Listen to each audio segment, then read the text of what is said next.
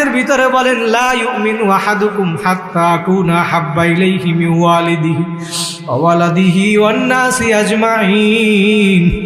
তোমাদের ভিতরে ততক্ষণ পর্যন্ত কেউ কামেল মুমিন হইতে পারবা না যতক্ষণ পর্যন্ত তোমার মা বাবা, ছেলে সন্তান, আত্মীয় স্বজন, এমনকি তোমার জীবনের চাইতেও যতক্ষণ পর্যন্ত আমি নবীরে বেশি ভালোবাসতে না পারবা ততক্ষণ পর্যন্ত কামেল মুমিন হইতে পারবা না। কথা বলেন ঠিক না বেটি?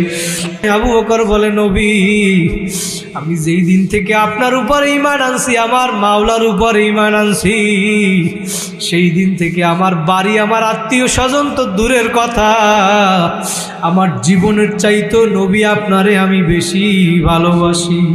আল্লাহ রাসূল এবার ডাক দিয়া বলে, আবু বকর আপনি আমার এতক্ষণ কেন বলেন না আমি লালা লাগাইয়া দিলে আপনি তাড়াতাড়ি সুস্থ হইয়া যাইতেন। এবার আবু বকর ডাক দিয়া বলে, আপনি নবী, দুজাহানের বাদশাহ আপনারে না বানাইলে দুনিয়াই হইতো না।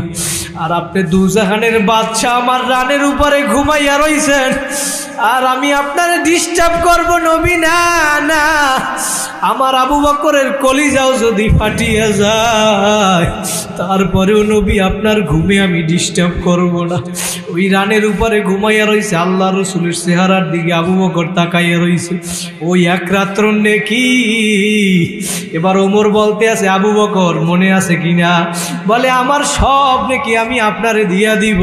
আবু বকর আপনার এক রাত্র নেকি আমারে দিলেই যথেষ্ট। জোরে বলেন সুবহানাল্লাহ। আবু বকর এখন চিন্তা করে, আমি ওমরকে দিতে চাইলাম সব নেকি, আর ওমর বলতে আছে এক রাত্র নেকি দিলেই যথেষ্ট। সে আবু বকর কেমন ছিল?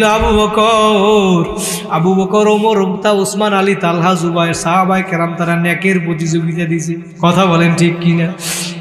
আর আমরা এখন গুনার প্রতিযোগিতা দেই। আবু বকর এক নম্বরে জান্নাতে সার্টিফিকেট পাইছে, তারপরেও নামাজের জন্য পাগল ছিল কি ছিল না?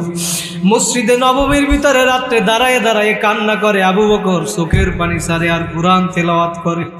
আল্লাহর নবী হুজরার ভিতরে বৈশা শুনে কে যেন মসজিদের ভিতরে কান্দে।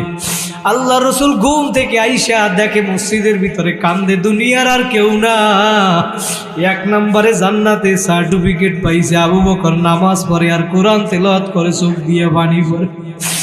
নামাজ শেষ করার পরে আল্লাহ রসুল ডাক দিয়া বলে, আবু বকর আপনি কেন কান্না করেন? আপনি তো জান্নাতে সার্টিফিকেট পাইছেন। আবু বকর ডাক দিয়া বলে, ও নবী, আমার মাওলা সূরা ইয়াসিনের ভিতরে ঘোষণা করছেন, ওয়ামতাজুল ইয়াউমা আইয়ুহাল মুজরিমুন। আমার মাওলা কিয়ামতের দিন ঘোষণা